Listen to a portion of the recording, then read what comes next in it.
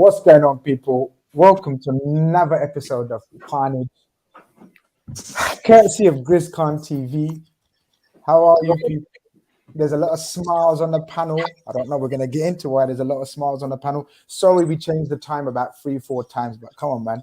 When you got the brothers, then, man, we ain't coming on time, man. These lot are mad. You know what I mean? But it is what it is, man. The main thing is we've got the show on the road. We've got the show on the road. And then me and Toby were going to do this for 6 first. Then we said, no, try to do it 7. And then we did 9. And then, man keeps cooking food, innit? Every time I'm phoning him, he's like making some pie or some dessert. And I don't know what he's doing, man. And then we remembered, oh, shit, the Big 6 is cancelled today because the rumors are Big Steve has been detained in Europe. You know what I mean? Taken away. He won't be needing his passport anymore. So they took away his passport. You know what I mean? So, but listen, we're not gonna let Steve get away with it. People gonna, before you start asking people in the chat, we're not gonna let Steve. Yeah. He's getting marinated different. Let the marination sink in overnight, and then we grill it tomorrow. That's how it works, right? That's how it works. Yes. We're gonna overnight marinating. We're gonna chef him. Hey.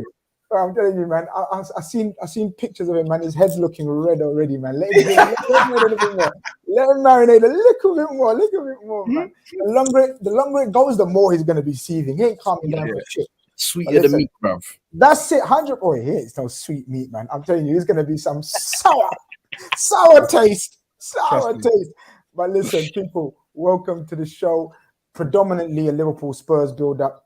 But when you got football mans like I have, we have to talk on all things football. I got my brother Toby, I got my brother Fuad, and I got my brother Dot from the Beautiful Game podcast. Fuad from what's the Los Blancos, Diaspora. Los Blancos, you know? man, hey, I don't even know, man. He's got so many things going on right now, man. But listen, you know the brothers. Welcome, guys. How you doing, man? Yeah, no bad, bro. Appreciate you having me on. Exactly. I should have done it one by one because what happens is everyone says, "Yeah, I'm good, bro," at the same time, and no one actually hears who's good, who's not.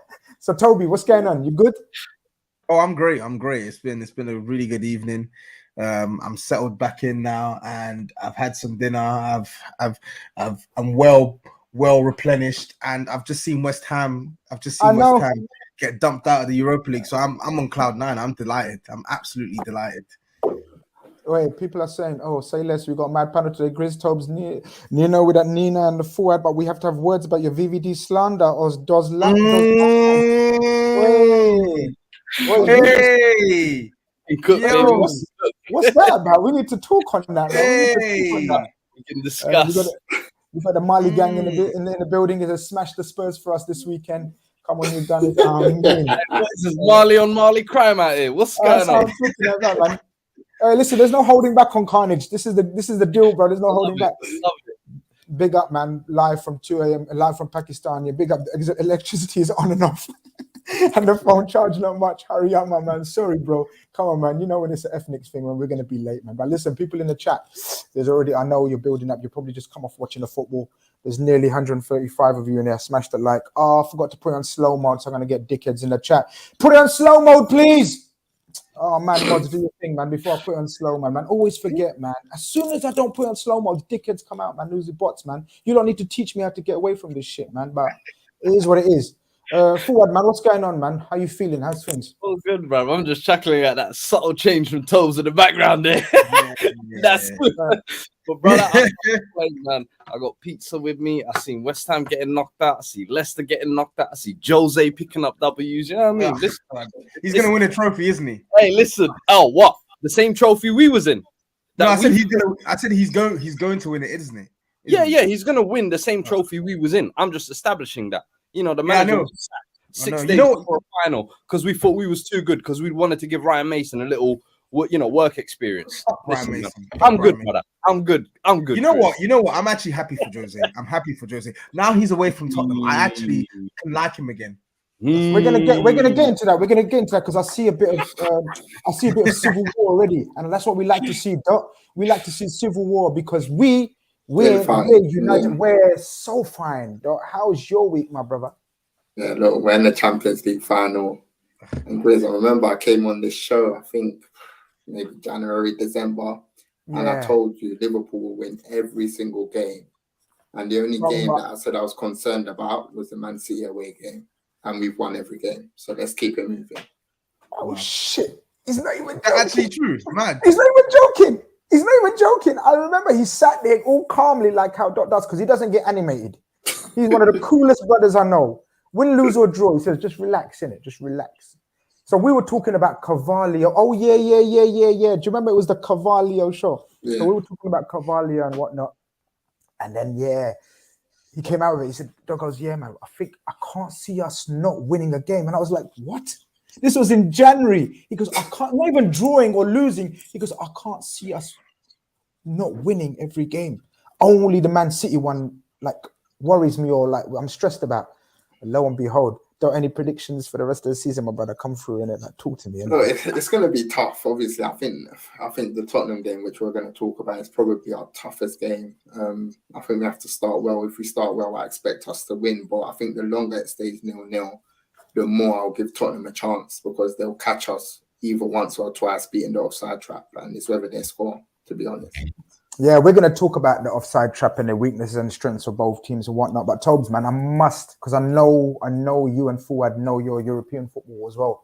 So more so, I just want to quickly get your opinions because I done a show last night about the Champions League specifically for us and City. But more so yesterday, I haven't heard your views about the City and the Liverpool and the Champions League semi-finals, man. What did you make of it all?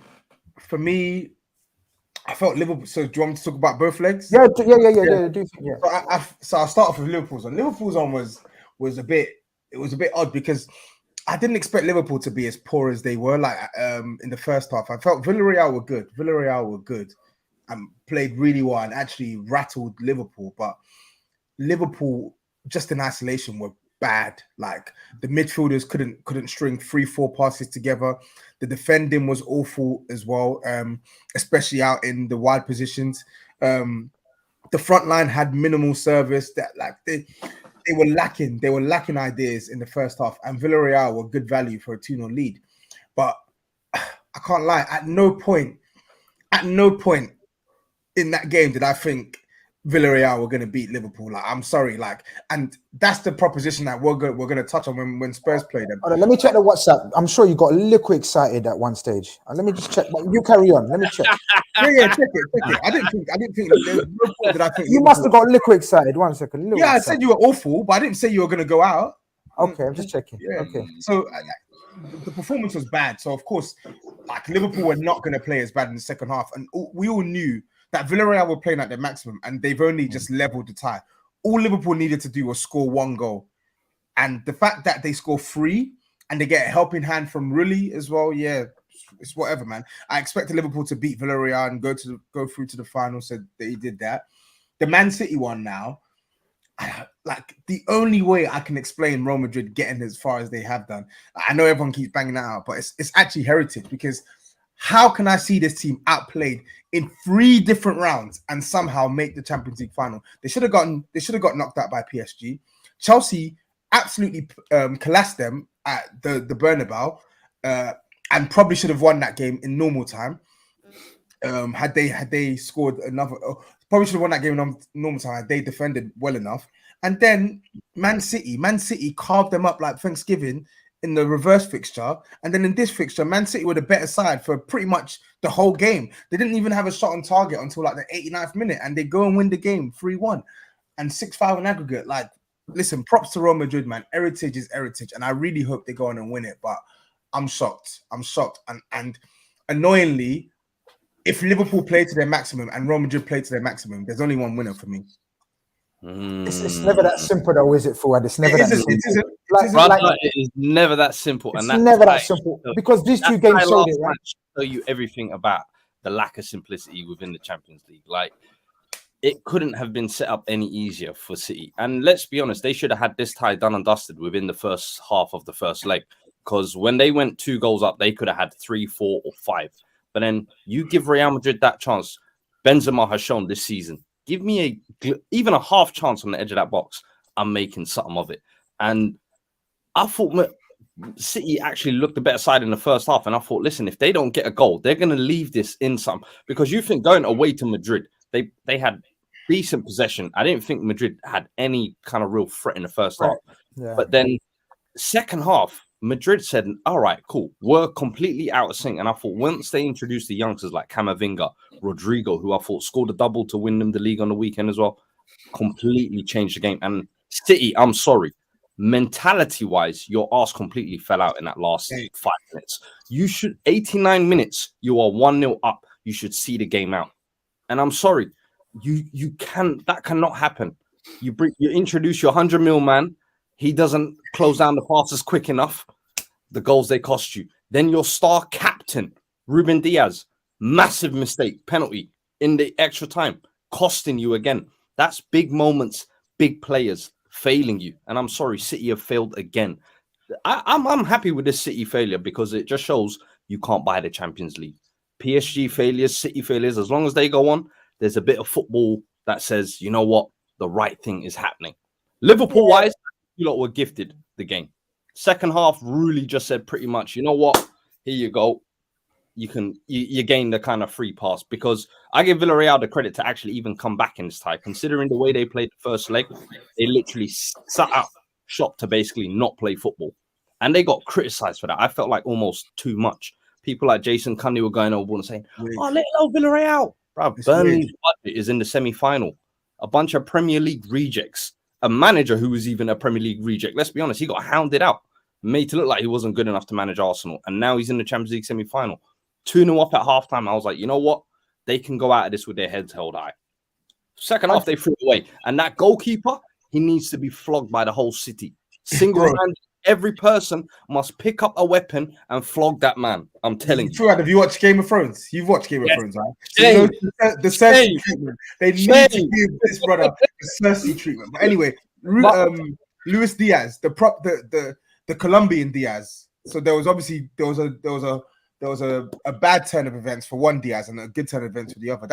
The Colombian Diaz came on. Yeah, and I overlooked that bit as well. We're gonna touch upon it. Save that chat because it's always good to hear opposition fans talk about players that we might gas up because they are boys. So we're gonna gas them up. We're gonna hype them up. But it's always good to hear other clubs fans' perspective. So we're gonna hear about that. But Doc, just a very quickly on the City debacle. First of all, ha, you fucking muppets, get out, yeah. Of course. But after that, what is it like? Like Fuad says, the mentality side of things. I mean, I don't want to go into my reasons. I'm going to save it for a certain show tomorrow as well. So I don't want to, you know what I mean. So one of the things I talked about last week, Doc, and Tobes knows, was at the end of the game and the interviews and on the pitch afterwards, I found Pep's body language suspect. I wouldn't like my manager, who's supposed to be one of the most elitist coaches of all time, with a squad that he's got now, right? He's inherited and then he's made purchases to suit his style. We know this, right? I wouldn't be happy with my coach talking or showing, being animated or stressed at the end of that game. I think he should have been bouncing, positive, chest out going into this Madrid game.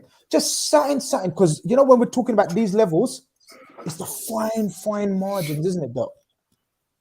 No, definitely. I think just the sidetrack. I was on Tubbs' show, and I was like, listen, if Real Madrid stay in the first leg and they take it back to the Bernabeu, the City are in trouble. I did say that they just had to stay in the game, and obviously, they were fortunate to stay in the game. But I don't think Man City were good yesterday. I know a lot of people are saying, Real Madrid, they didn't have a shot on target, but in the 46th minute, right after half time, Vinicius actually missed the open goal. And that doesn't count as a shot on target. But if that goes in, that's 1-0 and it's a completely different game. And I just want to go back to the last 2 minutes when they conceded 2 goals. And I watched it back like 3 times. And it's easy to say, Ruben Diaz or the team bottled it. But for me, it was 2 people that were at fault for those 2 goals, because the first goal, I think it was actually poor goalkeeping from Ederson. You have to come out and claim that. And secondly, once it went to 2-1, Ederson got the ball, straight away from the kickoff, and he just booted it as far as he can. Yeah. And then it came back with Real Madrid attacking again. Cancelo had 2 opportunities to be composed with the ball. And what did he do? Once, he just booted it. Cancelo, yeah. One of the most technically gifted, fullbacks in the world and a technician. I think one of their best players, technically wise. He is. But he got the ball once, booted it, it came back. He got the ball again and he tried to play a silly dink ball into midfield and it came back and then they scored. So a lot of people ain't going to talk about that. But I think the basics of football, Man City lost all of them. And once you lose them, you're going to pay the price in the Champions League, if I'm being honest. Facts. Yeah, it was beautiful to see, man. It was beautiful to see, especially the night before. I think Toby and Fuad not doing our mentality justice by saying it was just the goalkeeper. We showed a lot because that was it was a hard night. It was a hard night. He did in the second half, but he helped you, Grizz. He helped you. And Grizz, you got upset when it comes to Liverpool. There's always going to be detractors. They want to give 50% praise. They don't want to give us the full praise. Oh, the caveat is the goalkeeper helped you, but really and truly, Villarreal were on the ropes before the goalkeeper had a stinker. They were the way I look at it, because the way I look at it is no. The way I look at it, look, 190 minutes of football altogether over the 2 legs. They had 45 minutes of it, and the aggregate score was 5-2 at the end of the day. People forget that. So look, I don't think it's like down to the goalkeeper. Yeah, he was a joke team. 100% agree. He was a joke team, but I think we showed a lot of mentality and a lot of heritage. You know what I mean? In that second half, because we said Champions League final. Nah, we're there. Oh, we already booked tickets, man, and hotels, man. I've already booked mine. You know that, innit? As soon as we drew Villarreal, I booked my hotel, innit? I'm smart. I got it for about 125 quid. Nice. Now they're 500 quid and shit. People making me mad offers. Keep offering, innit? Keep offering. But Champions League aside now, innit, Tobes? And obviously we come to the weekend and we got I put bare effort in this, man. Let me put it out, man. Yeah, man. Look at this, man. What are you saying? What are you saying? Bare effort. You understand? That took me nights, man, to think about that. But it is what it is. So, Tobes, Spurs come to town. And you know what? It's because obviously we're only looking at it from our side. We just want 3 points, stay on Man City's necks. If they slip, bang, you're dead. So from our side, it's all about Liverpool. But as me and you've been talking in the week, this is huge for you as well. 100%. Because you find yourself a couple of slip-ups and then you find yourself like 2 points behind Arsenal. They've got a relatively, you'd think, easy game against Leeds, isn't it? At home. Way more straightforward than ours, for sure. That's for sure. Yeah, and you're coming to potential wherever we are, right? I just realized, man, you guys really can't even go for a draw, can you? Because that would be pretty much like a defeat. Or are you happy with a draw? How's your outlook for Saturday? How do you look at it? I look at it as a game that we have to take something from, but I cannot for the life of me see Spurs going there and getting 3 points. I just can't. I can't see it. I look at that stat that Dot mentioned since he came on your show. Like, won every single game bar one. Like, how do we contend? How do we compete against that? But like you said, this is like a do or die situation for Spurs. It really is. So anything, man, I'm almost trying to sack myself up to believe it. But anything could happen. And I will say this, yeah, we have a wretched record at Anfield. We have a really, really rotten record at Anfield. But there's been 2 or 3 matches over the last 5 or 6 years where we've actually been good value for at least a point, if not 3. And we've come away with 0. So I'm really hoping that Baba Jesu, I'm really hoping that he's looking down on us on Saturday and he rewards us, because even in the home fixture this season, so I know the Kane thing should have been set off. We should have hammered you. We didn't win. Last season, Bergwijn missed at least 2 or 3 chances in on goal. And then Firmino scores a header in the 90th minute stoppage time. The 2 seasons before that, Lucas Moura equalizes. Sissoko's 2v1. Remember that legendary moment, 2v1. We had the opportunity to ice this game and win it. we don't take the chance. Van Dijk defends brilliantly, and then Alderweireld scores the jammy own goals. So we have actually had a horrible bit of luck when it comes to this ground. So I'm really hoping that when there's everything at stake for us this weekend, hopefully somebody up there, God, is shining on us. Bro, even those games, though, I feel like it was only close because, like, last year, Liverpool had pretty much the injuries completely ravished their team. And even this season, when we played them early in the season, was that not when Morton made his debut and shit? Let me remind you of our midfield. We had Morton, Milner, and Naby in midfield. Yeah. Like, now, Liverpool fans would tell you, you know what I mean? I don't think Van Dijk didn't play. Nah, Van Dijk wasn't playing. It was Matip and Konate. And First time they played together. Bro, those are probably the two best opportunities we've come close to beating Liverpool. Other than that, I've always just felt like Liverpool is just like almost, scratch that one off the can. And me personally, that's how I've always felt. Typically, yeah. Even the Luis Suarez days are going back, bro. Like, it's been a minute since I felt like we could get the better of Liverpool. And especially the form they're in now as well. Having come just off the back of the Champions League semi-final win, that high as well. I feel like they're going to be in the mood for this. Anfield's going to be rocking. I don't think there's any hope for Spurs this weekend, in all honesty. And the way I see it is I'm actually banking on Arsenal to drop points and us to win the North London derby. That's what my top four hopes hangs on. I don't really feel like it's even in our hands at this point, if I'm being honest. Yeah, of course it's not. It's in their hands. It's in their hands for sure. The way I look at it, and obviously it's about your opinion today, not mine. I've said my piece. Obviously, on paper,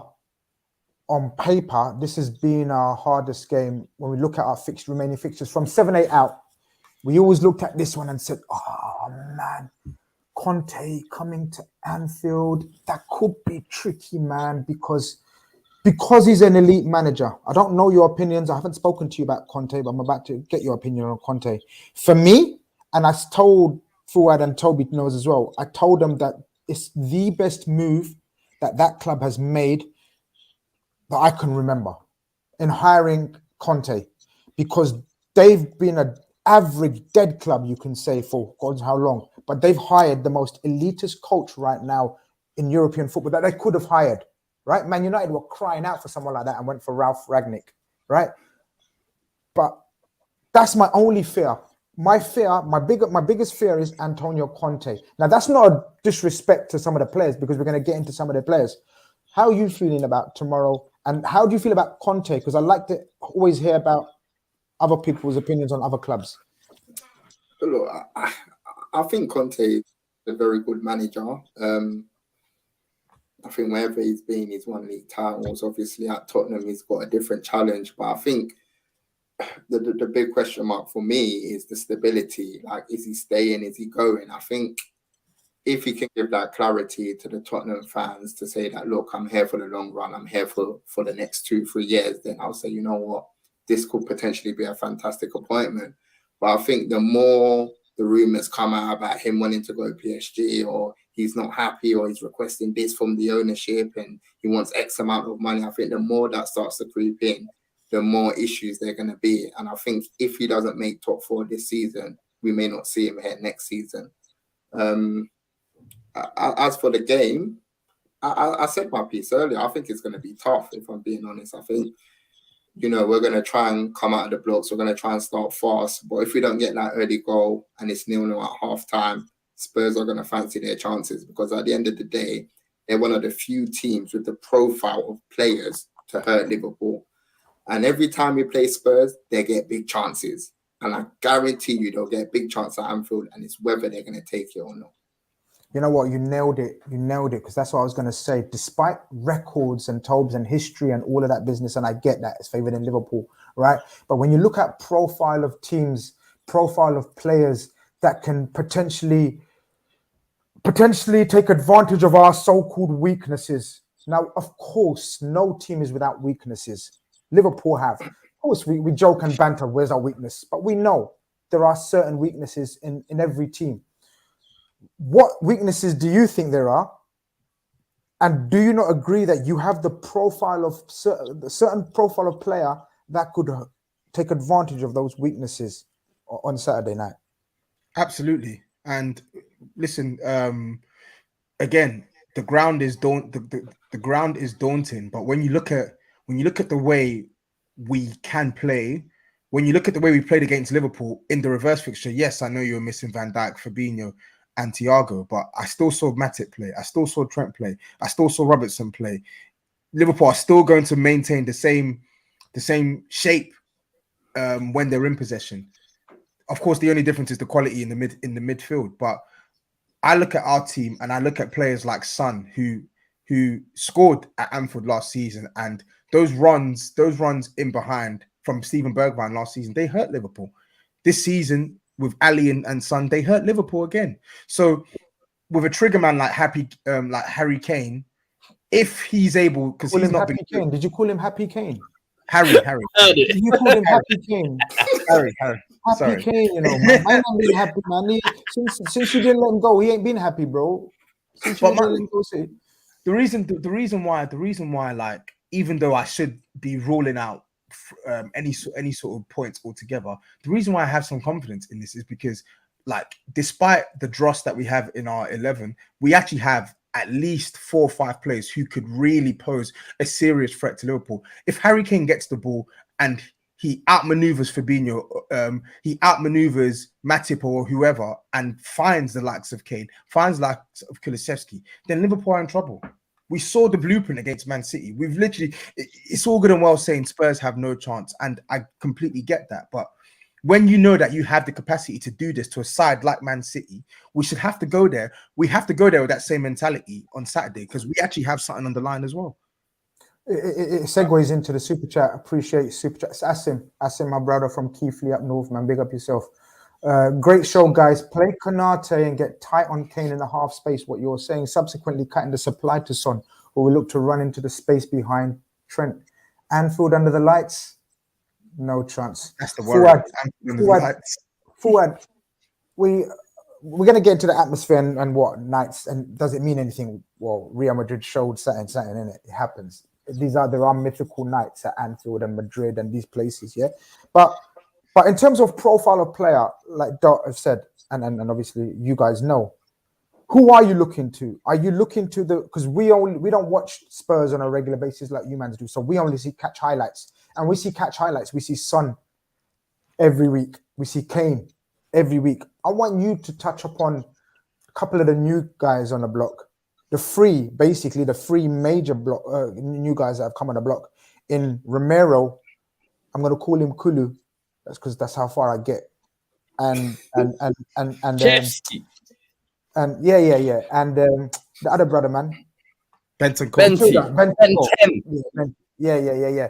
Talk to me about these 3 signings, because I think they've been Liverpool-esque signings. Do you see where I'm coming from? Not household names, not big boy names, decent enough deals. Right, and you can see that they fit Conte's philosophy. Talk to me 100. On 3 of them. Yeah, in an era as well where Spurs have signed awfully, in Bergwijn, in Ndombele, in Lo Celso, in Emerson Royale, in Sessegnon. Brother, the list over the last 4 or 5 years is shocking. And this has been our rebuild, if that makes sense. So for us to, in 1 year, be able to get 3 of these right, which I feel, honestly, Emerson is going to be the foundations the defense is built upon, because the performances he's put in, honestly, he was Serie A Defender of the Year last year. Copa America. Romero, not Emerson. Romero. Well, who did I say? Lord have mercy. Lord have mercy. Emerson is none of that. No, Romero. Copa America final absolutely dismantled it as well. And then he's come in this season, and I felt like he's been exactly what this defense has needed. Someone reliable, and Dyer, I felt like, has needed that kind of person next to him who he can rely on as well. It's steadied his game this season as well. People aren't noticing that. It's going under the radar. When he was playing next to Sanchez, for example, it was a mess every week. But Romero brings that ease, that composure where, yeah, he can play on the front foot if need be, but then he can also pick out a pass as well. Bentancur, I felt like he was an unnecessary signing at the time, because who needs another defensive mid when you've got Højbjerg, Skip, Winks, all these guys just sitting there? But he's a class above all of them. So miles ahead of what Højbjerg can bring technically, defensively, what any of them could bring as well. And I just feel like he's added an extra layer. Now it's around him going forward. I feel like there's too much reliant on Kane. And creatively, there always has been on Kane. That's why he was our top assister last year. But Kulusevski coming in now has taken that whole burden off. Rather than make it a Kane and Son 1-2 punch every week, now it's made it an actual front three. I'm sure you lot all know about front threes and how useful that can be, bruv, in taking the load off each man. Yeah, one man can do all the assists. Yeah, one man can score the goals. But Kulusevski, since he's come in, 8 assists in 14. That's unheard of, bruv. Like, listen, I know you man got Luis Diaz over there, but for me, that's the January signing of the season. And he's contending to be the signing of the season. Brother, the guy is actually not, and it's not just numbers I'm talking about as well. If you're watching him in games, he's actually contributing and working defensively as well. So for me, them three perfect pieces you can build upon the future, and all young as well. Romero 23, Bentancur 24, Kulusevski 22. So all young pieces for the next 3-4 years, foundation pieces. Now you're putting quality next to Kane and Son, who've been crying for help for years. Crying for help. We've got a couple of super chats that show you, the differences of opinions in life and football and everything. Shout out Bilal, he says, Klopp ain't beaten at Conte Anfield. Okay, and Spurs' performance versus Man City shows this won't be easy. Last time we lost the midfield battle. Can we just dispel that as well quickly, though? With the Man City. We're Man City's bogey team. That's all it is, man. Pep always seems to overthink it against us. I don't know what it is. And we've always, like, for example, we caught them on the opening day of the season. Tobes, you're on mute. We caught them on the opening day of the season where I felt like they had a lot of players away, a lot of players who weren't fit as well, coming back from tournaments as well. Yeah, I just felt we've always caught them at the right time. For me, Liverpool is a whole different animal as well, because Pep as well, he loves to stick to the high line. Klopp is a lot more adaptive, I feel like. He will change it within the game. And he sticks to the high line. Defense the high well. line. You saw the reverse picture. Okay, he might stick to the high line, but I've seen him tweak it, yeah. But for me, the waves of attack Liverpool can bring, where it's, all right, we're going to do this for 60 minutes, then we're going to bring on 2 or 3 subs that are going to completely revolutionize the side. We can't handle that. City don't have that. City might do the tiki-taka outside their box and have 80% possession, but they might not penetrate like that. Liverpool penetrate. That's the difference between those two, in my opinion. Yeah, we got a super chat, and then Rusty says, he goes, that Spurs is dead, man. Not gonna lie, this is 6-0. Well, you are cute trying to do this, your profiles that could hurt us, brother. Lie, man. Listen. Big man thing. Come on, man. Come on. Now, Dot, listening to Toby and Fuad, and obviously you giving your opinion. How do you anticipate we set up then? Because I think Fuad's right. I think Klopp is slightly more subtle and adaptable than Pep. Because we know Pep is the most one-track manager I've seen, man. He don't change shit for anything. He just believes in that way, and that's how sometimes he can get unstuck. Do you, if you're Jurgen Klopp and Liverpool and Pep Linders, etc., taking into consideration the way that we played them at what's your stadium called, man? I was sitting next to you, innit? I don't even know what your stadium called. Yeah, that one. Yeah. So the way we played up there, it was like every time they attacked, they broke off side trap and they were clean through. But we know the midfield setup was completely different. Trigger, we're all about pressing, knowing our triggers, knowing our set, how to cut off passing lanes. We know them 3 brothers that played that day didn't have a clue. Then we had Matic, who's probably the slowest centre back we had, partnering Konate, who was very early, still raw, had hardly played. Tomorrow's totally different. We're going to have a totally different lineup. We're going to get into the lineup. But is there anything tactically that you adjust tomorrow, Doc, in anticipation of the Son and Kane duo, or do we just look to dominate, and just concentrate on the way we play? I think we're going to have to look to dominate. I don't see why it will be Tottenham that make us make tactical changes. But them players, and Conte lives for tactical battles. That's what I'm saying. Not Tottenham as a club. Mm. It's just Conte ball, yeah. And he's got 2 of the, like, you know how Conte likes to play. He's probably got the 2 best players to play his game. These 2 brothers will know more, but that's what I just think. I don't think the game at the Tottenham Hotspur Stadium has any sort of correlation to what we're going to see on Saturday, if I'm being honest. Because again, as we said, the midfield was weak. Van Dijk wasn't playing.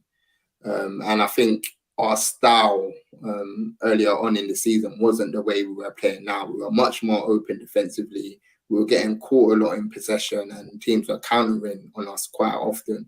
But I think now this is a completely different Liverpool team. This Liverpool team feels more inevitable than the 18-19 season. And I think we just have to start well. I think as long as we start well, I can't see Tottenham competing with us. And I think, you guys said like this is a massive game for Spurs, but I think Liverpool's mentality is just on another planet, honestly. And if you ask me at half time, I was like, we're in trouble against Spurs, because I feel Villarreal were going to take it all out of us. But we got an easy ride in the second half. So I think the boys will be fresh for Saturday. We're going to start getting into the lineups, because that's a very good point you make. And Toby, I know he's touched upon Romero and Fuad's touched upon Romero and Kulu and Bentancur in midfield. Who's the one that's impressed you more? Because I know you gas up different ones every week, but who's the one that's impressed you the most and has been vital? Like, you're so glad that you've got him. To be honest, it's a tough one. I know it's a tough one. It's a tough one. But whilst Kulusevski for me has been a January transfer signing the season, for me, the warrior that we have in our team is Romero. Like, he's the one. Like, he's the one that, like, I can genuinely see him going clear. Like, he's gonna go clear. Like, he's from the second game we watched this guy. Like, the touch of class, the level he is at in comparison to the rest of our defenders, like, it's scary. And I'm not just talking about Spurs. I think if you compare him to most defenders in the league, like, he's right up there. He's right so, Toby, up there. Where would you rank him in terms of defenders in the Prem? Like top 5? Can I just say something quickly before you go? I told Toby that he's a bad boy centre back when they were linked with him and he got him. I told him, Toby, straight away. And he went, "You sure?" I said, "I'm telling you now." You know why? Because we scouted him. That's when I know you're in with a winner. Because we only scout bad men, innit? We only scout bad men. Yeah? Romero is solid. I told him you're onto a winner. Then he had a couple of iffy performance at the start, and people were like, I said, listen, let him relax, let him learn the English game, and he's going to be a warrior. Sorry, Toby. Yeah, no, I think so. To answer your point, Dot, I can't really like flat out say he's top 5. He's only played 21 league games this season. Do you get what I'm saying? But when I look at all the centre backs in the league, I think from a defensive point of view, I think he's better than Laporte. I'll say this with my chest. I think he's better than Laporte. I think, of course, Laporte has the switch of play. I'll back that. I'm backing that. But from a defensive point of view, I think he's better than Laporte. Obviously, Ruben Diaz is Ruben Diaz. Liverpool, obviously, Van Dijk is better. Matip, I think, over the course of the season, has performed better than Romero. So I won't flat out say, I think Matip, I could say he's probably better than Romero right now. But the point I'm making is, very soon, he's going to be spoken about in these man's class, in my opinion. I think Spurs fans can see it now. Fans can see it now. The rest of the people in the league can't see it yet, because we've been watching him week in, week out. Soon he will be mentioned in those conversations, because now people are starting to see what he can offer. Like Fuad said the other day when we did our THFC show, he said that the Leicester game was Romero's probably the best performance he's seen from Romero. I had to laugh. I say, bro, I've lost count of those performances we've seen since he's come into this team in the second half of the campaign. I've genuinely lost count. So for me, yeah, like the potential is massive with him. It's massive, and he's the one. If there's anyone who can sort of win us, who can sort of like be a key factor in us getting anything at Anfield, it will be him for sure. Rusty with a super chat, man. Appreciate it. He says these men have their chest out for winning against the B team Leicester. They didn't have a shot on target against Brighton or Brentford. Conte is washed. Listen, let me just make it very clear. Rusty, we appreciate the love and support, but he doesn't speak for my channel. Okay? Yeah, I'm just saying. Look, I agree with you on Romero. I think he's a really good centre-back. I like his aggression. He commands the defence. But we have to caveat that he is playing in a back three and he's playing under a defensive structure that will protect his centre-back. So I think there needs to be some sort of balance, because we've seen players look, fantastic in a back Rudiger. And obviously, I think Thiago Silva is fantastic, but I think again the back three helps him. again, we saw Matt Doherty at Wolves, look fantastic at right wing back. Then he goes to Tottenham and struggles. We've seen Max Kilman look fantastic this season for Wolves playing in the back three. So I think we have to be a bit careful with how highly we rate players that are playing in the back three. But I totally agree with that. But the reason why I don't apply that to Romero is because he plays in the back two for Argentina. The same Romero who, even before I knew he was linked to Spurs, you can check my tweets from last year when Argentina won the Copa America. I said, "Who the hell is this brother? He's clamped the hell out of Brazil's attack." And I think his traits for me are easily replicable in a back two. Like playing in a ball dominant team, he's fast. He's a really fast defender. His recovery pace is really good. The amount of times he catches up to his marker and wins the ball or slides tackle and makes sure the ball's gone out for a throw in. He can play with the ball at his feet. He's not the best in the air, but he's decent enough in the air, and his reading of the game is 10-10. So for me, I'm not even looking at the fact that he's playing in the back three. I'm simply analyzing his traits, and I'm seeing every single box this guy can tick, and he's ticking so many boxes for me. Fuad, there's two centre backs that I know have been linked with you guys, yeah, and I read one of your tweets today, and I was so happy that he's linked with you because he's butters, right? But there's another one that if you get him, if you get him, you will have potentially, I'd say, the third best centre back pairing, possibly second best back pairing if you get him. So if you get Bremer from Torino, then you're cooking. But if you get that other brother that you mentioned today on your TL, bro, I'm telling you, innit? I'm telling you, he's a cross between Skirtu and Lovren. Yeah, so that's what I've got. You see where I'm going with this?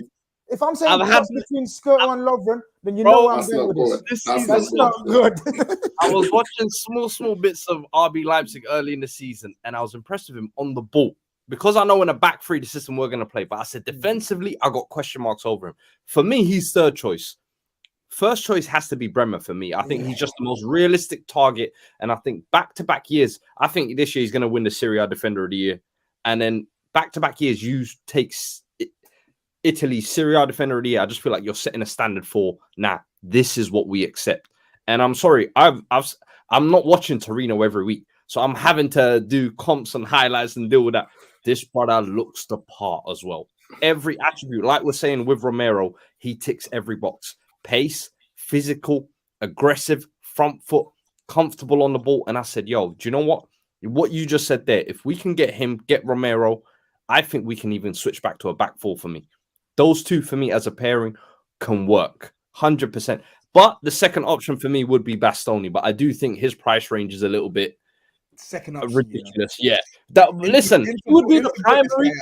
I'm trying to. I tell you why Bastoni ain't a mad shout in terms of realism. I rate the kid too much, but the Conte effect. You see, he knows Conte, Inter Milan. People got a lot of time for Antonio Conte. Tobes. I know years gone by, you scoff at these names. Are like, man, we got Levy, we're Spurs, we ain't doing this, man. But this is what a great manager does. He starts luring in these type of names. But if you get that other brother from Leipzig, man, he's a. Do you know what it is? With Bastoni, it's heavily dependent on if we get Champions League football as well. Yeah. I think if we get Champions League football, Conte will stay. He gets the budget. Maybe we can put a substantial bid. I think Bremer, Champions League or not, we can get him. I was checking that Bremer guy's stats, and I saw some clips of him. I remember watching him against AC Milan. And he looks strong. Like he's like a left-sided Romero from an aggressive and defensive point of view. But the one thing that sort of worried me a little bit was his distribution's a bit ugly. His ball playing. Yeah, I didn't like and you're shaking. You can shake your head all you want, mate. But if we're playing in a back three, one of the benefits of having Ben Davies, who's not a good defender in the sides, one of the benefits of having him there is when we attack on the left-hand side, he gives us an attacking option. And this Bremer guy, I don't really know if he's saying a lot in terms of his distribution when the ball is played out from the back and whether he has the capacity to help join in attacks. That's one of the reasons his distribution and his technical ability apparently is one of the reasons we didn't pursue him. So we went for Konate instead. He was one of the options that we were going to go for. I remember, but that's one of the things that we went for. Listen, I respect your name. Yeah, you're Messi FC. Yeah, but I'm telling you, innit, he's not a genuine baller. I'm telling you. But time will tell. If he goes to a big club, we keep an eye on that. Doc, yeah, we watch him hard now. But Doc, he's rated highly though. But I think he'd cost you like 80 million euros. That's what I've read. No, man. No. That's what I've heard. Yeah. All right, hold on. Let me ask a question. What are you saying about Joe Gomez? Hold on, man. Bro, slide him my way. Slide him my way, please. Yeah, I think that's the funny thing. Slide him my way, please. You man got him out here, fourth choice, playing left back on the weekends, and I'm getting regular minutes over here, B. Me and Doc had a deep chat about him last time we spoke. And we said if situation and circumstances don't change, and that was about a few months ago, wasn't it, Doc? Situations and circumstances have changed. And now I don't think Joe Gomez is A, on the selling option list, and B, more importantly, because he was never being ushered out the door, but we were always going to say, Doc, wasn't it, that it's up to him. And I think he sees that Matip is a year older, Virgil obviously is a year older. Now he's being played at right back and he's being very, very competent, Doc. I don't see Joe Gomez leaving now. What are you saying? For someone like Spurs, it'd be bad boy signing, but you know how much I rate him. I'm happy that he's managed to get some game time, and I think he's fantastic cover at right back. I almost see it like Stones when Kyle Walker gets injured, and Manchester City put Stones at right back. I think they're a similar profile. Both defend first, but their ability to carry the ball and move forward. Look, it's difficult, right? Because we don't know the situation. We don't know the ins and outs. Obviously, there's noise that he's potentially, agitated in terms of a lack of game time, and he wants to be playing more football. But at the end of the day, he understands the situation. Now, listen, Liverpool are a fantastic team, arguably the best team in the world, and have 3 other fantastic centre backs. And if we're being honest, Van Dijk is better than him. Matip is better than him. Khanage is better than him. So his position is rightfully 4th choice. But this is football and things can change fast. All it takes is an injury for Matip and then you're back in the fold. And I think no one at Liverpool expected Matip to have an injury-free season. No one. And he's gone through the whole season injury-free, which has given, Joe Gomez a lack of game time. But I think from Liverpool's perspective, they have to keep him. He's English, he's young, he's still going to improve, and he will get opportunities if he hangs around. You know what, Tobes? I always ask this question. Sorry, go on, Fred. Sorry, you was going to say something. I was just going to say, the only thing I would say with Joe Gomez is I think he would have to... How old is he? He's like 25 at this point. 24, man. Yeah, 24. 25. I feel like he's at that point in his career now where I feel like he's won everything at Liverpool. And he's also, let's not kid ourselves, he's had seasons there where he's played regular minutes and shown his stripes, what he's about, his right to be part of that team and part of that kind of history of Liverpool. But for me, he has to start getting first team regular minutes football. He can't be doing this, all right, I'll cover Trent. All right, if someone gets injured, I'll step up. He's got World Cup coming up. And I'll be honest with you, I look at him as like one of England's best options at centre-back. But man are taking Harry Maguire and giving him vice-captaincy. Nah, Gomez, Stones, Tomori, those should be the guys being selected, in my opinion. And Gomez is not going to do that being 4th choice at Liverpool. That's why this summer I feel like, in all honesty, a club like us, we should be going hell and leather for someone like Gomez. Look at him. I feel like Gomez under Conte as well. He could now, let's say, having won everything he's won at Liverpool, bring that experience to Tottenham. Let's hypothetically say we even win a domestic cup or two, get back into Champions League football. We elevate ourselves. He can be part of that, part of Conte's little story. And I think he plays a much bigger role in that than what he's doing at Liverpool currently or would do over the next year or two. I agree from the outside, from someone else's perspective. I agree with everything that you've said there. But a couple of things in these scenarios that change these situations and make it more difficult for a buying club is the character and personality of the player involved. Now, Joe Gomez has gone through hell, right? We know when he's gone through hell and back with the injuries and time out. Most of these injuries have come on whilst on England duty. So I hear you when you say that World Cup's coming. I don't think England is at the forefront of his thinking at all.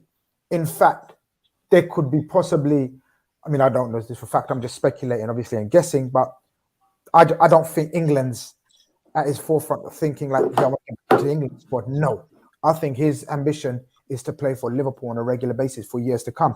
And B, from what I know, certain mans tell me about that, no, Joe Gomez, personally, he is one of the most calmest, composed, like he's on the pitch, off the pitch as well.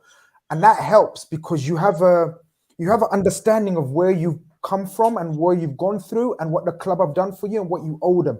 And you roll all these factors into one.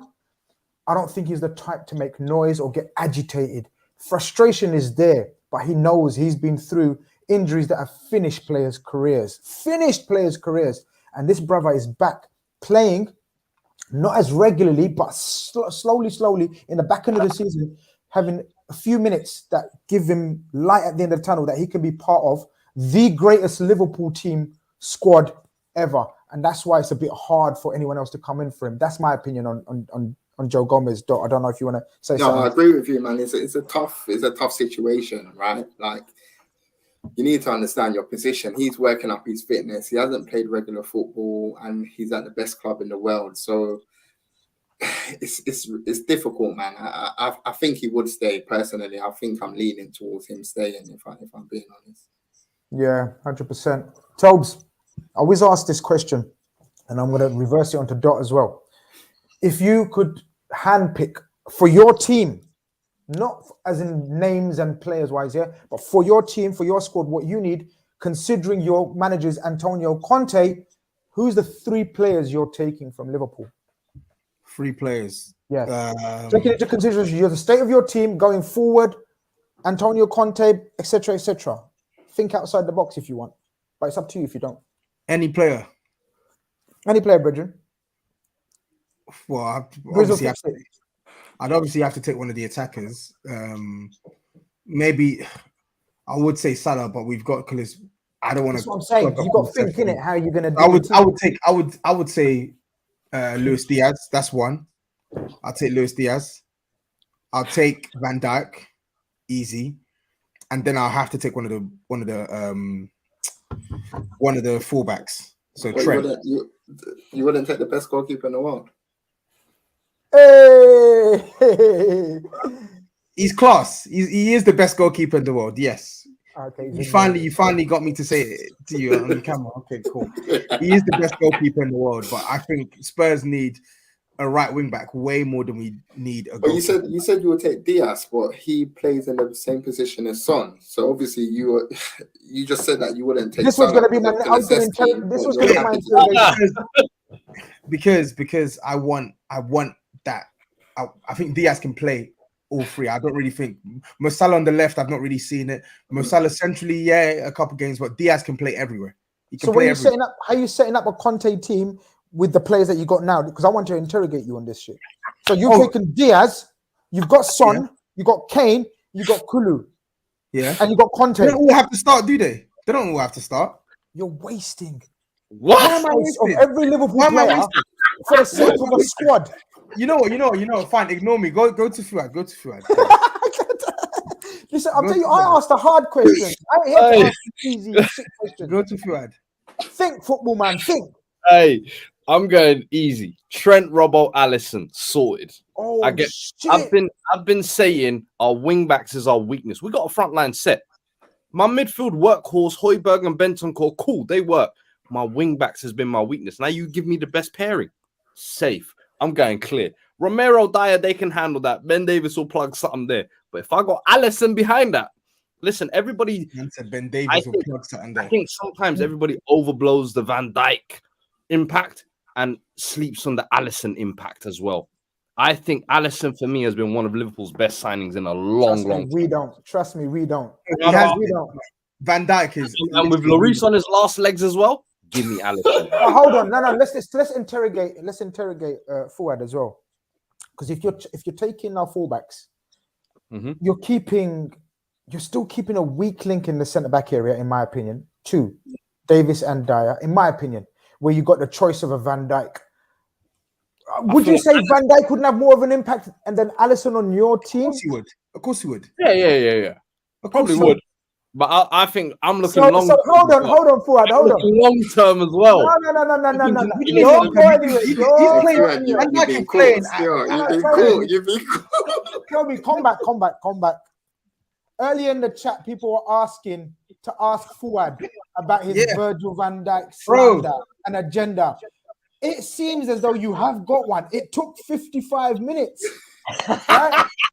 It took 55 minutes, but you just kept Dyer and Davis in your team when you had the choice of a free transfer of Virgil van Dijk.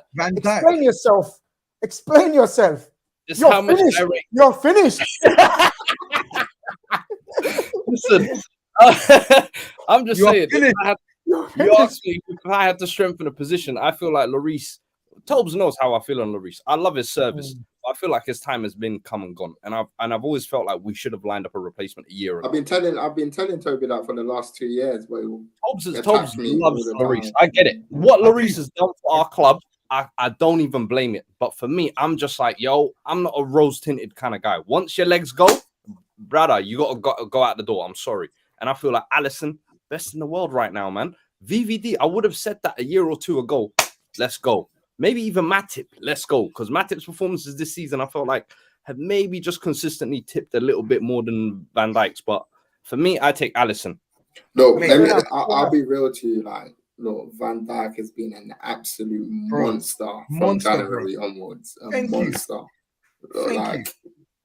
All the rust is off his game. He's back to his brilliant best. And I think the reason why... You think he's back to the levels pre-injury? Absolutely. 100%. Only the last couple of months. Since January, he's turned it up levels. Since January, he's turned up levels. Mate, that Intergame. Before January, we could see he's been out for a year. Bro, Van Dijk has been. He 100% agree with that. He has been back to his very best. Like, he's playing in that mode where, like, you don't even want to go against him because nothing's gonna happen. Like, he's just pocketing dudes, bro. Two super chats before I come and ask Dot the same question. First of all, Ashido says, Eid Mubarak, thanks guys for the entertainment. Eid Mubarak to you as well, bro. Messi says, Grizz, are we in for Goncalves, Shoumeni, or both? We are 100 million% in for Shoumeni. I haven't heard of Goncalves. I have heard of Goncalves, but I know Blue Chip. If he's in the building, Sporting Lisbon.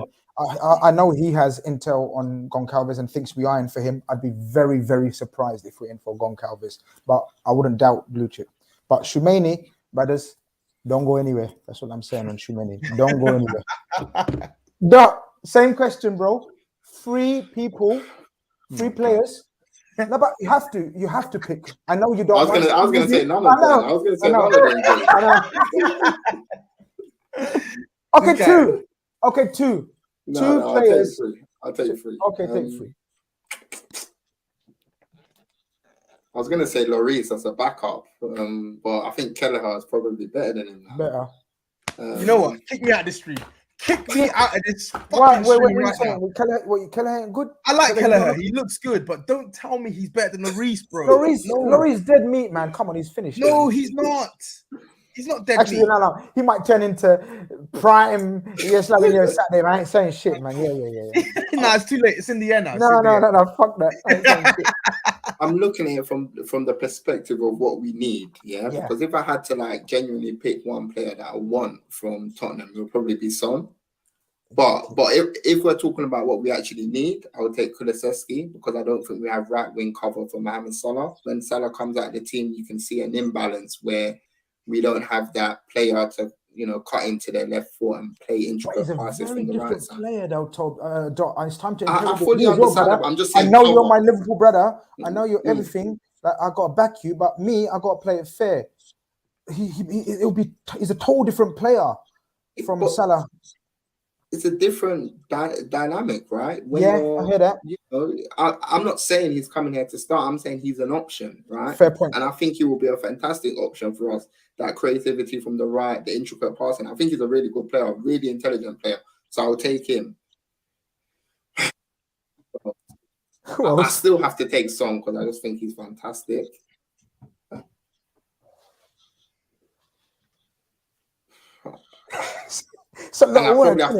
It's difficult, right? I don't want to be obvious and say, you know, we've got to take Harry Kane, but I'm trying to think of someone else that will take in their team, but I can't really think of Slim anyone, if pickings, I'm being mate. totally Slim honest. pickings. So I'll probably Brother. take Harry Kane. Benton will bolster that midfield. Listen to me. Listen to me. The first person that I would personally take is Harry Kane. That's the first person for me personally. Just me personally. I'm not saying that's the correct answer. There's no such thing. But that's the correct answer. Because Harry Kane is Bobby Firmino, in my humble opinion, with a better finish. Harry Kane is brains, no physical specimen there, right? Stronger than he looks, like Bobby, as same pace as Bobby, game intelligence, maybe not hasn't got the techers of a Bobby, but makes up for it because he's got the finish of one of the most elitist finishers in the game right now. And under Jurgen Klopp, with the attacking forwards that we've got, wide forwards, it'll be cash money, as Forward said. I think my question mark is, does he have the legs to play in our system? That's one. And my second thing is, 3 months ago, I would have said the same thing, Grizz, but now Mane's gone up front and is looking at this rejuvenized false nine that's ready to score every single game. My mind has changed. And can I cheat then? Can I cheat? Can I say, you know, Bobby Firmino is my guy, innit? I love him. All right? And get clipped up. I don't give a shit. It's my channel. I do what I say. I love him. He's got 1 year left on his contract. He's been a legend, and he is a Liverpool legend. But if you're saying I've got the option, because this fantasy game is all about, it's a fantasy, right? If I got the option of replacing Bobby Firmino with Harry Kane, I'm doing it. In a heartbeat. That's the way I'm looking at it. But the rest of the questions, you're right. I ain't got an answer. Son, I love Son, but where does he come? Where does he play? It's you a can play tough one. Him centrally. You can play him on the left. You know who I'd take?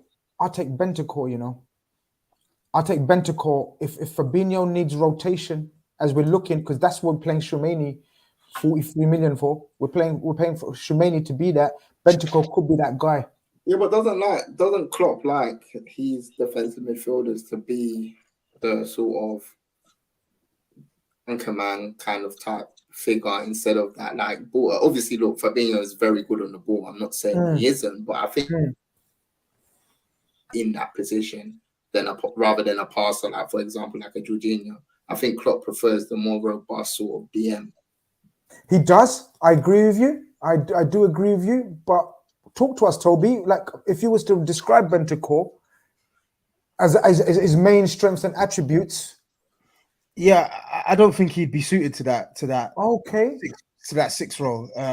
He's not really an anchor for me. He's a number 8. I think he can do a couple of things really well. He can do a couple of things well, but I don't think Bentancur is the one who sits, screens the back 4 and initiates your attack. I think you get the ball to Bentancur closer to the halfway line and he can make stuff happen. He can feed the ball into the attackers, and out of possession he works his socks off to break it down.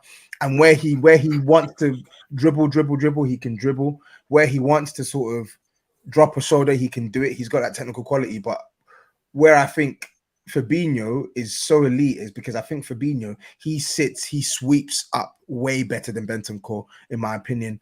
And I think on the ball, he can be trusted to sort of initiate attacks better than Bentancur for me.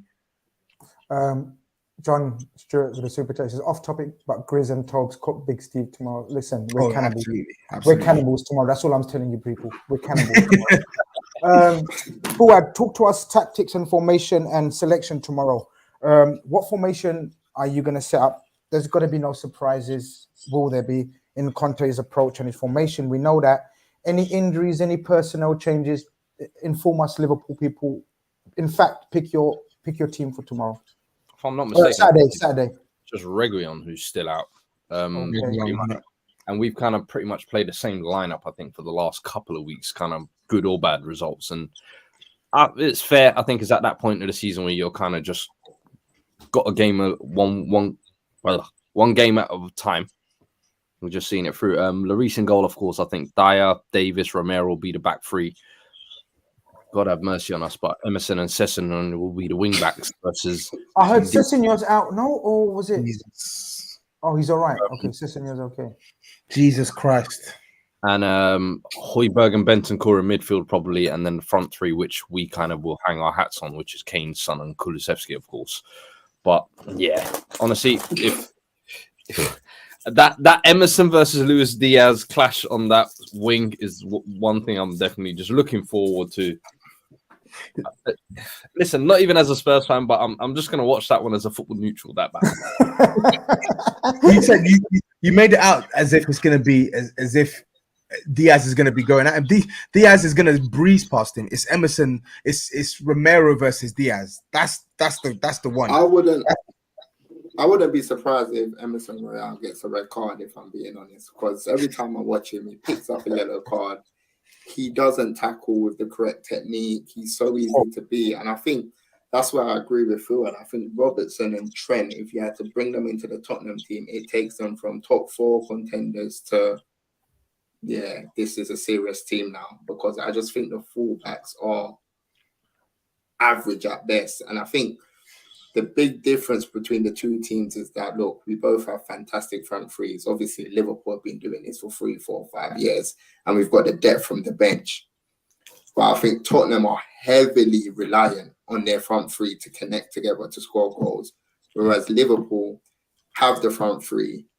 They have Robertson, they have Trent, and then they have a dynamic midfield. And I think that's the difference between the two teams, and that's why Liverpool will win the game. Do you know what?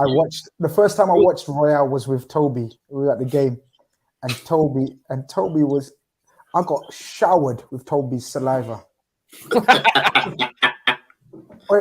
He was going mad, and I could see it, and I knew exactly what he was talking about. That guy, because I named him Casino Royale after that game.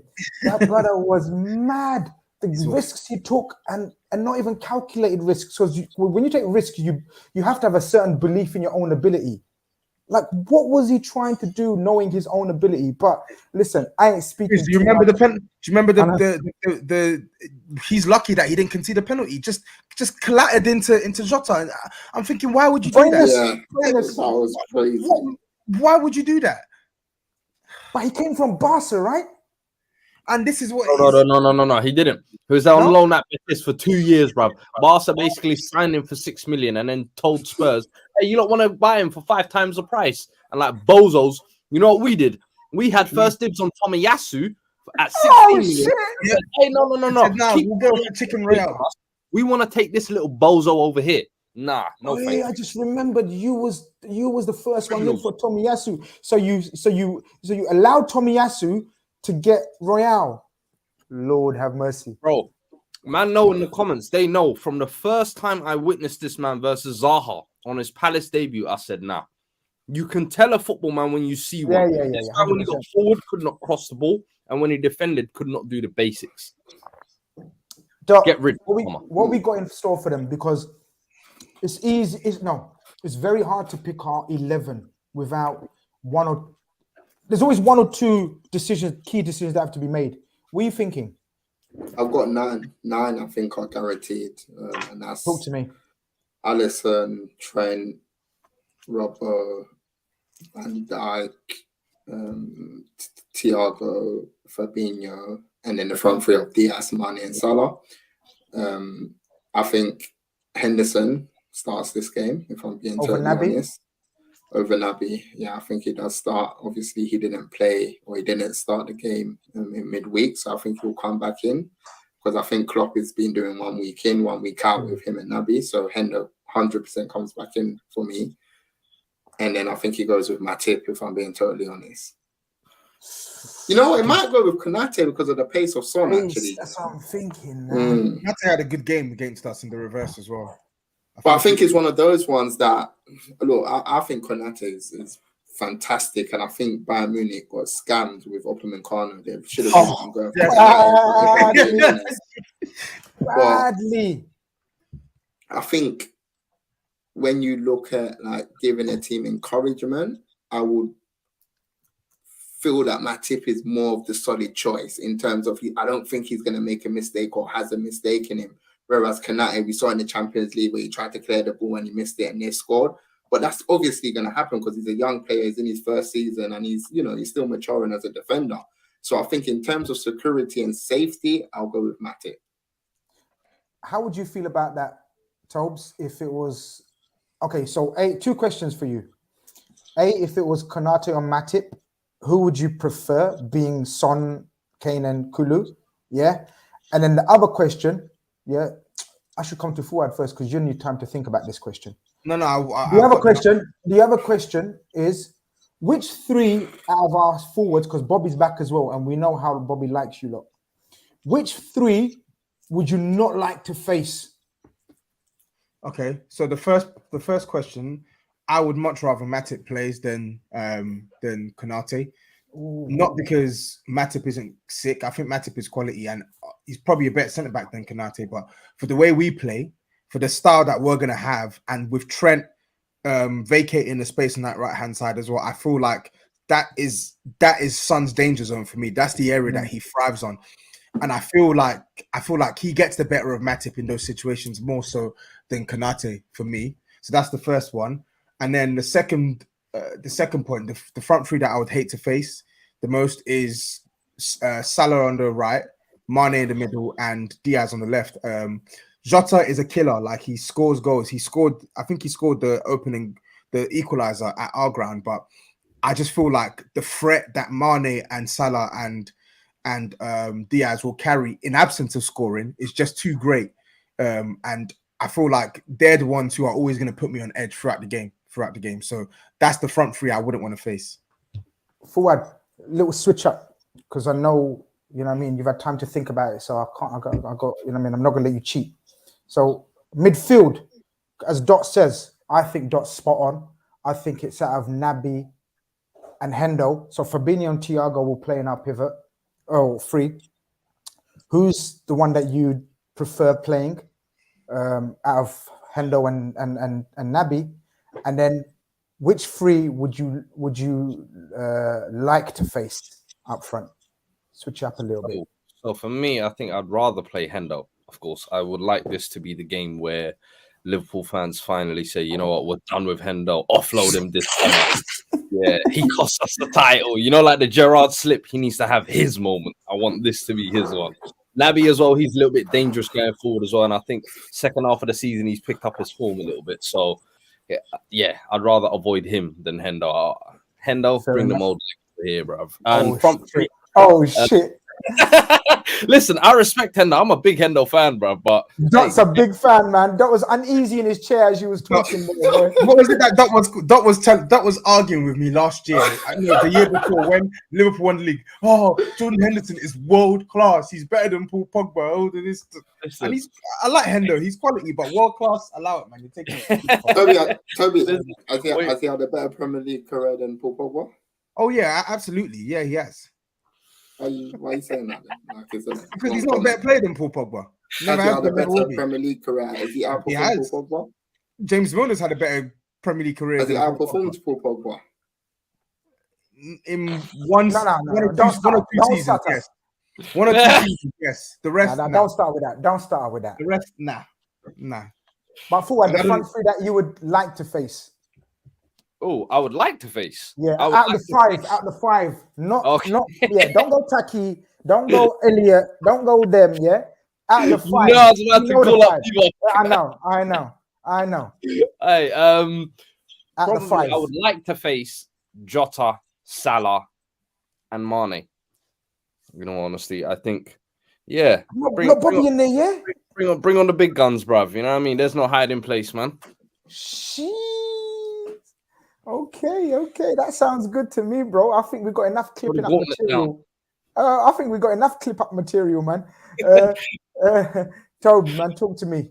Wrap this up with a prediction, man. You give me a heart, you can give me a head, both. Because I know it's a heart and head one. Bro, you know me, I'm a realist when it comes to Spurs, but I don't know what it is. In recent weeks, I've become a passion merchant. So this ain't official for the Big Six prediction, by the way. You can. No, it's the same. It's what I'm going to give on a Big Six. I'm going to go with my heart. I think it's going to end 2-2. I'm going for a 2-2 draw. Desmond. I'm going for a Desmond. For what? Brother, rest in peace, top four, man. Oh shit! 2-0. 2-0. Yeah. You man are gonna score, man. You're definitely gonna score. Listen, but if there's one thing Brentford and Brighton showed in that 2-week spell, it's you sit on Harry Kane, you nullify him, Son don't get spoon fed. We lack creativity, and you've seen our wing back options, bruv. That's meant to be our secondary creative outlet, similarly to you lot. But we got Emerson and Cess. Lord of mercy. We pray. What I would say, I think if Tottenham lose this game and Arsenal win, I don't think the top 4 race is over because that will be fun. It's not over. Agreed. Thank you, Doc. It's not over. Bro, it will be 5 points. And obviously Arsenal need to go to the Tottenham Hotspur Stadium. If they win that game, which they will back themselves to win it. I'm not saying they are going to win it. They'll back themselves. They'll be confident to win that game.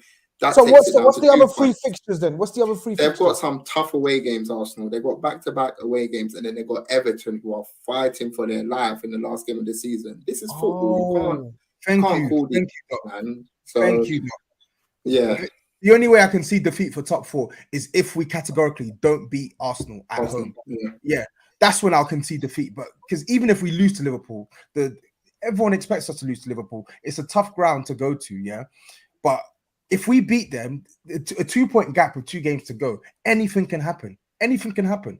And Newcastle, their last home game of the season as well, after the second half of the campaign they've had, they're not just going to roll over and let Arsenal come there. No, they're not. Exactly, because remember, Grizz, we look at it from the Liverpool perspective, the way we rocked up at St. James's Park and absolutely played them dominated. Arsenal are not at that level. No disrespect. They're not at that level. And that's going to be a tough game, 50-50 game for them. So I think even if Tottenham do lose this game and Arsenal beat Leeds, this race is far from over. Who's your last game then? Norwich away. Wrap. That's a wrap. And the other 2? Burnley at home. Liverpool and then Burnley at home. Wrap. So Liverpool, Arsenal, then Burnley at home. You got the better fixtures, though. Yeah. Arsenal got two tough away games. Yeah. We have to beat them at home. If we beat them at home, irrespective, like Doc said, irrespective of what happens this weekend, it's on. It's on. It's pretty much like our situation we had with City, because I firmly believed if we're gonna win the league, we have to go and beat them. And the fact that we drew, it makes City favourites for me. I know, Doc, you're very positive and you're still thinking that we're gonna win the league. I don't. I'm very positive that we're gonna win the Champions League. I'm very positive that we're gonna win the FA Cup. But I've said from day one, Tobbs knows. I said Man City. If we beat Man City and Man City, then we're not gonna let it slip. Pardon the old memories. I don't want to go back there. Yeah, I didn't mean that shit. Cut. No, but you know what I'm saying. Yeah, no. All jokes aside, I think the next 2 games for Man City are the ones where if they don't slip, then let's call it a day. And I think, again, going back to the Champions League game, it's the last point I'll make on it, is like when you actually look at the manner of the way they went out, this is going to leave some big psychological scar tissue in terms of you risk Kyle Walker, you rushed him back, he's now probably gone for the season. So now that's a guy. Even De Bruyne went off at around 60 minutes, so surely there must be maybe an injury or knock that they're nursing there. I think he played badly on the day, but surely there must have been maybe an injury going into the game. We don't know. Just to wrap it up. Sorry, go on. Sorry. After the game, Pep said they're going to need 1 to 2 days off. So that means they're going to have 1 day of training before they play that Newcastle game. And if I had to pick a team that have the profile to hurt Man City, I'm not saying beat them, but to hurt them, it's Newcastle, that kind of team. Alan Saint-Maximin, Bruno Guimaraes, people that can carry the ball, Joe Willock, people that can carry the ball through midfield. That's not an easy game for Man City. That's what I love about you, Doc. That's why I always harass you to fucking come on and chat to me. Because you bring my morale to a level. I'm telling you, man, I'm so hyped after hearing you, man. I still don't believe we're going to win the league, but if we do, brother, your family's getting KFC after KFC after KFC after KFC. I'm holding you to that, Grizz. Bro, man, I'm telling you now, innit? I'm telling you now, live on Grizz TV on Khanage. I'm telling you, your family's getting looked after nice. But listen, Son and Tapintobs, you know what? I want to hear your perspective about the Champions League. We're going to wrap it up now. But will this affect City, Tobs? Can you see it affecting? Will it have any effect on them? Detrimental or positive? Because it could work 2 ways, right? I think it's going to have a positive effect on them. I think they're just going to go harder, man. When they got knocked out by us 2 years ago, and they were in a similar position fighting with you for the title, they just went ahead and won every single game. So I think there's going to be even more determination from Man City that they can't let two competitions slip. So sorry, Liverpool. It's going to City. It's going to the Etihad for me. For what? Yeah, man. I wanted it to come to you lot as well, man. But I think the way they got knocked out as well, Pep Guardiola will not want this team to now whimper out in the title race as well. And do you remember in the All or Nothing documentary when you're tired? Fuck you. You're tired. This is going to be that one training session they have is going to be that type of training session. So trust me. I think Newcastle now, they've secured safety. Yeah. They're in the land. They're cushy. I think they could be sleepwalking to the end of the season. That's why even though Arsenal have got them, I'm not really that kind of worried. I'm like, bruv, they ain't going to be no party poopers, man. Sorry, lads. Super chat from Aki. So, yeah, I know. Yeah, man, you're turning on mans, man. What are you saying, man? I don't know. Two question mark. You guys lost to United with a 37-year-old scoring a hat-trick, and you expect to get a point under the Anfield like you're getting beat 3-0. Listen, yeah, man, just, you know what I mean, allow it in it. There's too much confidence, too much chest from Liverpool fans. I get it. Absolutely get it, but I don't think it's a 3-0 and a 6-0 and all this business, man. I think it's going to be a hard game. Dot, with your prediction. 3-0. I just said it's not going to be a 3-0. Man says 3-0 straight in my face. Slap.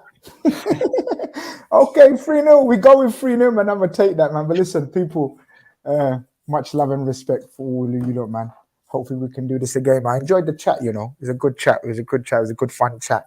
Wait, what was your prediction as well? Yeah, I don't give predictions, brother. I'm saying it. Come on. We gotta get one. We got 5 bills at stake, man. I ain't giving Toby ideas, and you know other mans are watching this and they're gonna copy me, man. I've got 5 bills at stake, man. 5 bills? Come on, that's gonna wait, Fuad, that's gonna pay for Dot's Uber, man. All the rest of the year, bro. That £500 is not gonna be a gift voucher to when we win the league, bro. Come on, man, in Uber vouchers, man. Come on. But listen, this has been a bad boy show, man. Predictions are coming through, man. 3-1, 3-1. People saying 2-1. I think, look, it's going to be a tight game. Oh, man. Omar, man. Omar, stop it, man, with the 4-0s, man. You're always just waiting for a 4-0, man, to come through. But listen, it's going to be tense because both teams are in a situation where I think Spurs, I agree. If Spurs get a point, it's a very good result for them. 100%. I don't think the top 4 is over. Some of you think it's not over even if they lose. But for us, a point is dead. If we get a point, the jeopardy, man, the margin of error is 0 for us. But we see how it goes, man. This has been a fantastic preview, man. Respect, love all of you lot, man. Thank you very much for coming on. People in the chat, man, there's still over 400 of you, man. Like, subscribe. Oh, yeah, of course. Go and subscribe to every man's channel, man. I haven't put in the link because I don't know how to do that shit. So, Tob, shout your channel, innit? Yeah, it's Tapintobs on all socials, YouTube, Instagram, Twitter. So, yeah, just follow that. Thank you. And Fuad, you're only allowed to choose one because you're on about 8. No, do you think, bro? On all platforms, bro. That's it. No, all good. Stop at Channel TV as well. 100%. And what do you say? Yeah, follow the Beautiful Game podcast at podcast_TBG on Twitter. And any big boy interviews lined up for any time soon, or you can't reveal yet? I can't reveal anything, but a lot of people are saying at the end of the season. So yeah. Okay, no problem. I'm here if you need to interview me. You know, I'm here. Yeah, man. Anyway, I'm joking. But listen, people, this has been Khanage.